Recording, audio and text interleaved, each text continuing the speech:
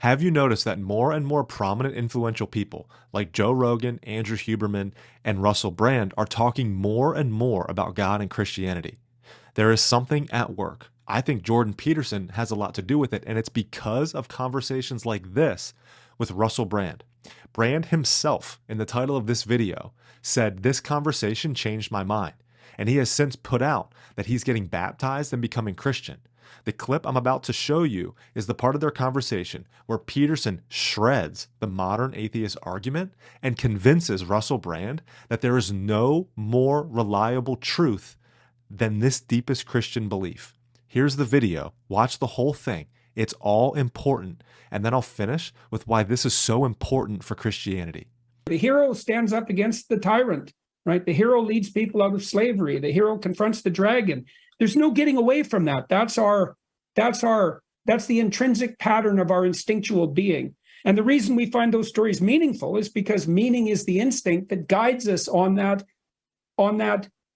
revelatory and redemptive pathway. And you see, this is where the atheist types get it so wrong, because they tend, like the more literal Protestants, to assume that what religious practice is the mouthing of a set of propositions, right? It's like a theory of the world. And that's not the case. It's a manner of conducting yourself, directing your attention, and acting. And then there's representations of that in imagination and semantically. But the fundamental issue is the actual pattern of action. That's why the highest level of religious devotion in the Christian tradition, it's the same in Buddhism with regard to Buddha. It's the imitation of Christ. It's the attempt to act out the archetype in the confines of your life. And the offering there is that this is a strange offering. The offering there is that that's possible. It's possible for each person to operate as a center of divinity in the world. And I don't believe that there is a more reliable truth than that. And I also think that's true scientifically, by the way. Yes, it's beautiful that the word conduct obviously has those connotations of being a carriage for energy or for heat that you can connect to the source through conduct. Regarding atheism, tell us a little of your recent challenge. We did a video on it to Richard Dawkins, who we've had on the show. I've had conversations with. Do you think that he's an example of the reductive atheism and deliberate straw man atheism? Oh, yes and no. The thing about Dawkins is I like Dawkins, and he's super smart, and I learned a lot from reading his books. And I think that Dawkins fundamentally is an intellectually honest man. I don't think he knows how to reconcile the gap between the propositional view of religion and the scientific view. Now, I think he's wrong on a variety of fronts. I don't think that his reading of the biblical corpus is particularly sophisticated.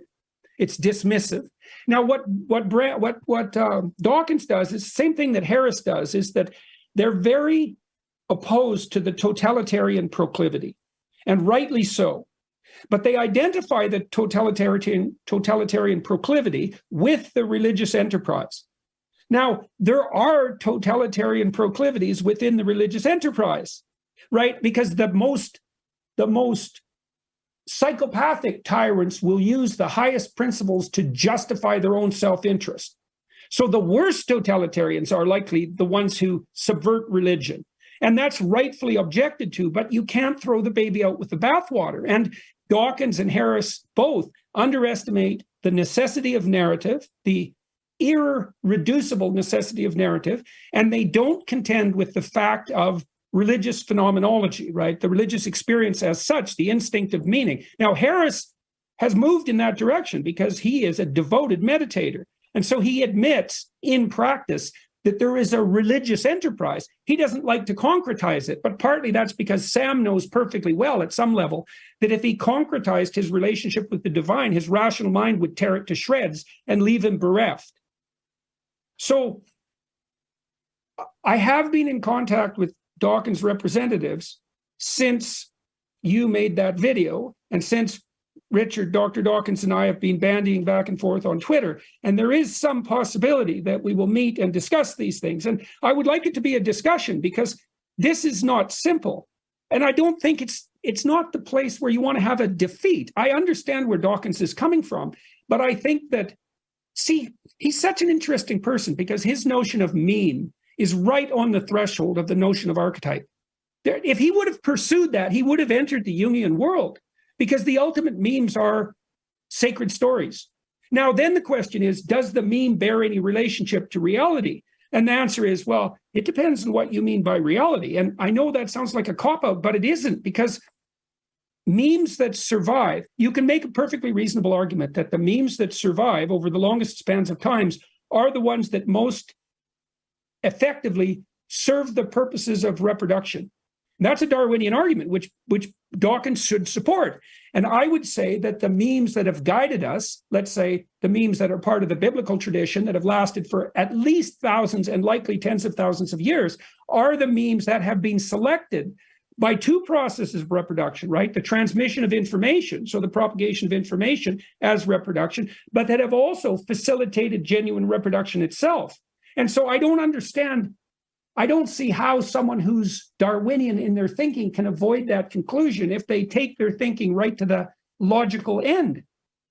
Successful memes have emerged as a consequence of Darwinian competition. And so why would you not say, then they're adapted to the world, then they're microcosms of the world? Dawkins himself said that an adapted organism, he said this explicitly in a brilliant paper, an adapted organism must be a microcosm of the world. Well, we're storied organisms. So how in the world can you not derive the conclusion that what we live in is best construed as a story? I think it is. I think it's inevitable. And then the question is, well, what's the story? Well, we've been trying to figure that out since we've been able to communicate, thousands, tens of thousands of years.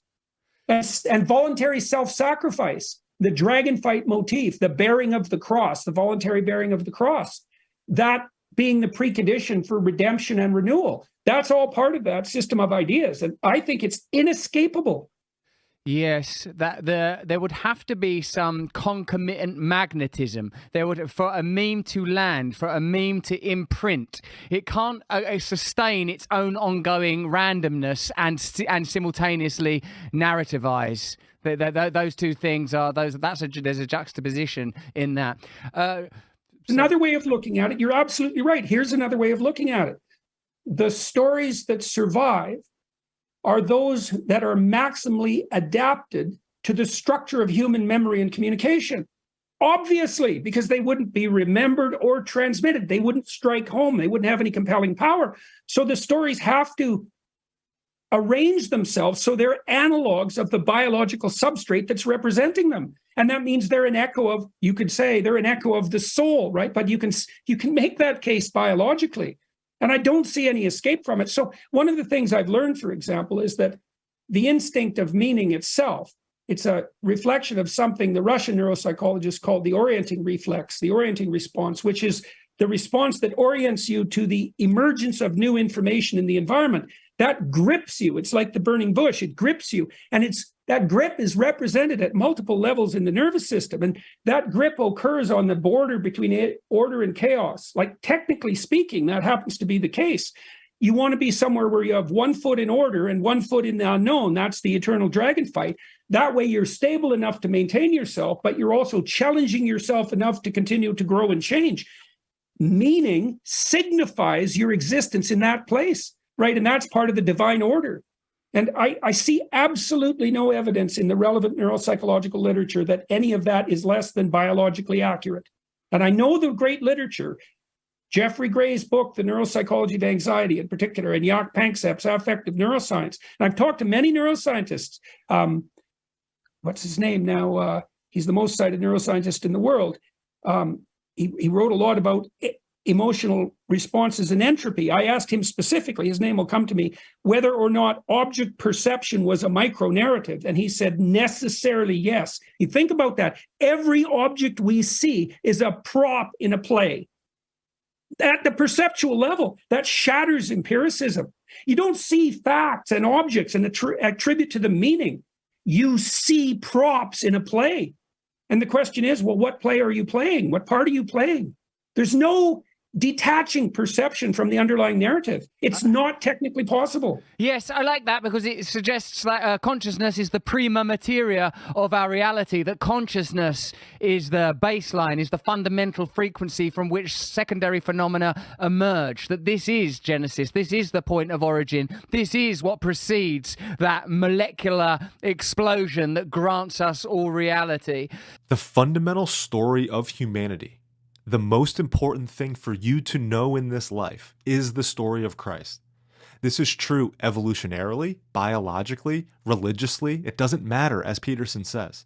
The imitation of Christ, the accepting of your cross, your life's purpose and responsibility, your suffering and your burden, and carrying it with all that you are, even when you don't want to, are weak, persecuted, humiliated, and mocked by others, facing and taking on what you fear, descending and going through hell, dying on your cross is the way to life. Death and resurrection is the universal story, truth of humanity. We see it in muscle growth. We see it in plants and trees and pruning in nature.